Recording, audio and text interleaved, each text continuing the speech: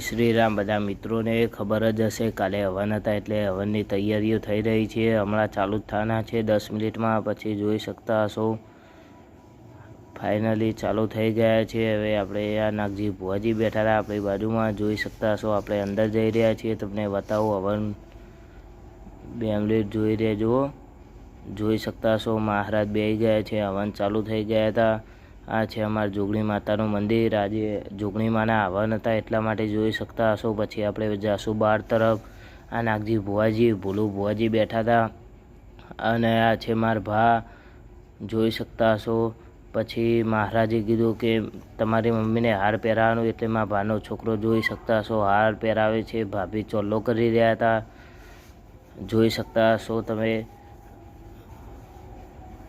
જો હવે બા આશીર્વાદ આપી રહ્યા હતા, તમે જોઈ શકતા હશો. બા આશીર્વાદ આપી રહ્યા હતા.